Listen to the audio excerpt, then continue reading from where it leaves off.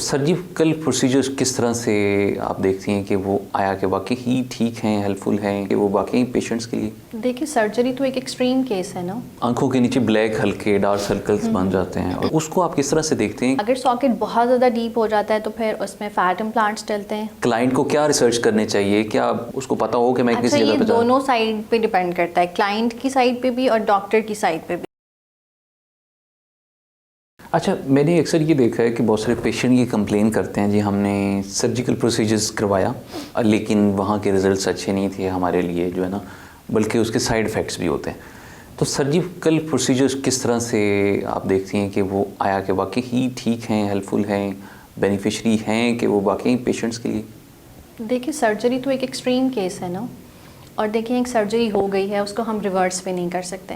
Aesthetics का ये फ़ायदा है कि ये नॉन इन्वेजिव होते हैं या मिनिमली इन्वेजिव होते हैं। तो अगर कोई खुदा न खास्ता कोई नुकसान हो भी जाता है तो उसको हम रिवर्स कर सकते हैं। फॉर एग्जांपल, अगर हमने लिप फिलर कराए हैं नॉन सर्जिकल या मिनिमली इन्वेजिव, तो इसमें क्या होगा कि अगर गलत भी लग गया या उसकी क्वांटिटी ज़्यादा हो गई है तो हम उसको डाइल्यूट करके निकाल सकते हैं। लेकिन अगर आपने सर्जिकल प्रोसीजर कराया है तो वो तो फिर नहीं, उसका तो जितना टाइम है उसने उतना टाइम रहना है, वो तो फिर दोबारा सर्जरी होगी उसकी और फिर ही वो ठीक हो सकता है। तो इसलिए सर्जरी ज़्यादा रिकमेंडेड नहीं होती। एस्थेटिक्स वाले जो पेशेंट हैं वो ज़्यादा सर्जरी की तरफ नहीं भी जाते, वो एस्थेटिक्स की तरफ ही जाते हैं। ये मिनिमली इन्वेजिव प्रोसीजर्स होते हैं ताकि अगर कोई साइड इफ़ेक्ट हो भी तो उसको ठीक किया जा सके। उसमें उतनी कॉम्प्लिकेशंस नहीं होती जितनी सर्जिकल कॉम्प्लिकेशंस आती हैं। ठीक है। अच्छा, ये थोड़ा सा बताएं कि जिनका बेली या गर्दन का जो डबल चिन आ जाती है जो आप कहते हैं, उसको भी आप ट्रीट कर रहे होते हैं, तो वो मैं जानना चाह रहा हूँ कि एकदम आप किस तरह से वेट को लूज़ करते हैं, बेली का स्पेशली, और दिन फिर जो डबल चिन है उसको आप किस तरह से देखते हैं? इसके बहुत से आजकल मार्केट में ट्रीटमेंट्स चल रहे हैं। सबसे पहले होता है फैट रिडक्शन, जिसको हम लाइपो इंजेक्शंस भी कहते हैं, लाइपो रिडक्शन के नाम से भी यूज़ होते हैं ये। उसके बाद कुछ इंजेक्शंस होते हैं जैसे लेमन बॉटल है, ये भी फ़ैट रिडक्शन के लिए यूज़ हो रहा है। सक्सेंडा है, वो फ़ैट रिडक्शन के लिए यूज़ हो रहा है। तो डिफरेंट प्रोसीजर्स हैं। कुछ आईवी भी आईवी कुछ ऐसी चीज़ें हैं जिनको आईवी लिया जाता है और उससे भी फ़ैट रिडक्शन होती है। कुछ चीज़ें ऐसी हैं जो डायरेक्टली इसके लिए यूज़ होती हैं, कुछ ऐसी हैं जो उन चीज़ों का साइड इफ़ेक्ट था लेकिन उसको हम इस बेनिफिट के लिए यूज़ करते हैं ताकि हम फैट को डिज़ोल्व कर सकें। अगर हम लाइपोसक्शन की बात करें, लाइपोसक्शन सर्जिकल भी होता है, नॉन सर्जिकल भी होता है। जो नॉन सर्जिकल है उसमें जो इंजेक्शन है वो डायरेक्ट फ़ैट के अंदर इंजेक्ट करते हैं हम, वो फ़ैट को डिज़ोल्व करता है और उसके बाद थोड़ी सी स्टिफनेस होती है, उसके बाद फ़ैट डिज़ोल्व होना शुरू हो जाता है। लेकिन जो सर्जिकल है उसमें तो प्रॉपर एक सर्जिकल प्रोसीजर होता है जिसमें आपकी बॉडी को इंसिजन्स दिए जाते हैं, फिर वहाँ से फ़ैट की रिडक्शन होती है और एक लंबा प्रोसीजर होता है वो, उसमें बहुत स्टिफनेस होती है। उसमें फ़िज़ियोथेरेपी का भी बहुत अच्छा रोल है। अच्छा। क्योंकि पोस्ट ऑपरेटिव जो फिजियोथेरेपी होती है, स्टिफनेस होती है, उसमें हम उसको फिजियोथेरेपिस्ट को यूज़ करते हैं। नॉन सर्जिकल में इंजेक्शंस हैं जो डायरेक्ट फ़ैट में लगाए जाते हैं, वहाँ पे उनकी रिडक्शन होती है, फ़ैट डिज़ोल्व होना शुरू हो जाता है और आपको आपके रिक्वायर्ड रिजल्ट्स मिल जाते हैं। डबल चिन में इसका बड़ा अच्छा रोल है। फिर आर्म्स का फ़ैट रिड्यूस करते हैं लोग, बेली का फ़ैट रिड्यूस करते हैं, बॉडी के हर पार्ट में। ये कितने अरसे का टाइम फ्रेम होता है कि जिसमें ये वेट हो जाता है? अगर आईवी की बात करें तो एक प्रोसीजर होता है, जैसे हम ग्लूटाथायोन की ड्रिप्स लगाते हैं ना, उनका भी हर कंपनी का या हर ब्रांड का एक अलग अलग वो स्नैरियो होता है कि इस कंपनी ने इतने इंजेक्शन बनाए हुए, इतने इंजेक्शन का कोर्स बनाया हुआ है, वो आप उतने लगाएंगे तो वो आपको रिक्वायर्ड रिजल्ट्स मिल जाते हैं। इसी तरह लेमन बॉटल है, एरिया पे डिपेंड करता है और फैट पे डिपेंड करता है कितना फ़ैट है। अगर डबल चिन है, आपका बहुत ज़्यादा फैट नहीं है, अगर आप सिर्फ ये चाहते हैं कि आपकी जॉ लाइन की शेप निकल आए, तो फिर थोड़ा सा सिंगल सिटिंग में या मैक्सिमम 2 सिटिंग्स में भी रिजल्ट्स मिल जाते हैं। अगर बहुत ज़्यादा आपका वेट है, बहुत ज़्यादा फैट है, तो नंबर ऑफ़ सिटिंग्स उसके अकॉर्डिंग इंक्रीज़ हो जाती हैं। तो डिपेंड करता है कि आपका फ़ैट कितना है या एरिया कितना आप टारगेट करना चाह रहे हैं। अगर आप बेली फ़ैट या ओवरऑल बॉडी का फ़ैट कम करना चाहते हैं तो फिर उसके अकॉर्डिंग प्रोडक्ट भी आपको ज़्यादा लगता है और नंबर ऑफ़ सेटिंग्स भी ज़्यादा लगती हैं। राइट। अच्छा, मैं ये जानना चाह रहा हूँ कि कुछ लोगों की आंखों के नीचे ब्लैक हल्के डार्क सर्कल्स बन जाते हैं, और कुछ ऐसे पेशेंट्स होते हैं जिनकी पफी आइज़ होती हैं।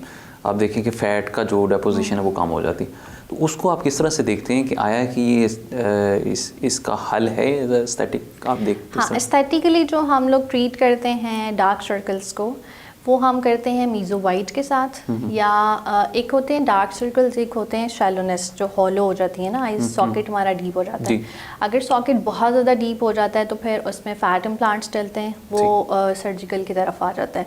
या दूसरे नंबर पे हम लोग आई फिलर्स यूज़ कर सकते हैं, ठीक है। अगर आप सर्जिकल नहीं जाना चाहते तो फिर नॉन सर्जिकल में आई फिलर्स यूज़ हो सकते हैं। सीरम की बात कर रहे हैं? नहीं, फिलर्स आई फिलर्स, ये hyaluronic acid based gel fillers होते हैं, जेल बेस्ड फिलर्स होते हैं। वो आपकी आइज़ में इंसर्ट करते हैं और उससे जो शैलोनेस है या होलोनेस है वो कवर हो जाती है।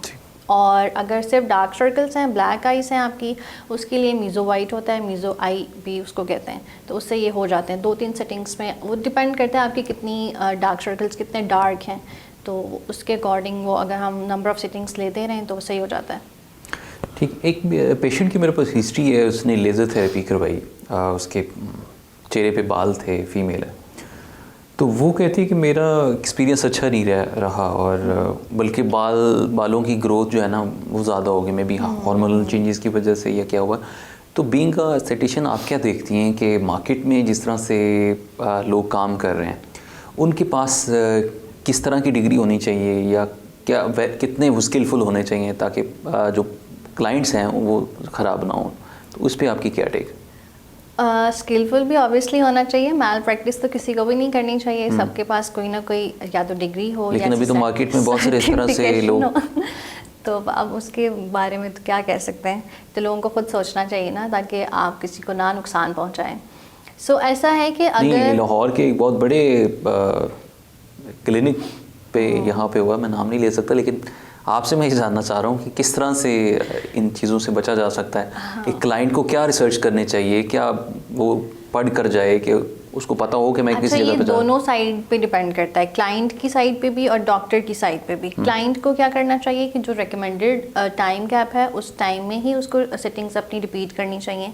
दूसरा ये कि जो पीसीओएस के क्लाइंट्स होते हैं जिनको हार्मोनल इम्बैलेंस होता है उनमें ये इश्यूज़ होते हैं कि उनकी रिडक्शन बहुत स्लो होती है, ये समटाइम्स नहीं भी होती या समटाइम्स इंक्रीज़ भी हो जाती है। दूसरे वो लोग जिनकी ड्यूरिंग सेशंस शादी हो जाती है और शादी के बाद ऑब्वियसली उनके बॉडी में चेंजेस आ रहे हैं, तो उससे भी जो है ना रिडक्शन वो स्लो हो जाती है और समटाइम्स हार्मोनल चेंजेस की वजह से बाल बहुत जल्दी ग्रो करते हैं। और डॉक्टर को भी बताना चाहिए पेशेंट को कि अगर ऐसा कोई सिनेरियो है, पेशेंट को ऐसी कोई अंडरलाइंग पैथोलॉजी है, तो उनको बताना चाहिए कि ये सीन है, इतने सेशंस आप लें, अगर नहीं होता तो ये आपकी अपनी इंटरनल इम्यूनिटी पर डिपेंड करता है। तो हर क्योंकि ये पर्सन टू पर्सन वेरी करता है, जो रिज़ल्ट मुझ पे आएगा लेज़र हेयर रिमूवल का वो दूसरे बंदे पे नहीं आएगा, तो हर पर्सन के ऊपर ये अलग अलग है इसके रिज़ल्ट्स। तो ये प्रॉपर गाइड करना चाहिए ताकि बाद में पेशेंट ये कंप्लेन ना करे कि मैंने वहाँ से ये कराया था तो मुझे तो रिज़ल्ट्स नहीं मिले या फिर मेरे बाल मज़ीद इंक्रीज़ हो गए। तो डॉक्टर को भी हर चीज़ की पहले बतानी चाहिए,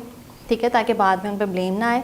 और पेशेंट को भी ये चीज़ समझनी चाहिए कि जो रिकमेंडेड टाइम है या जो रिकमेंडेड चीज़ें हैं उनको फॉलो किया जाए ताकि उनको भी रिक्वायर्ड रिजल्ट्स मिलें।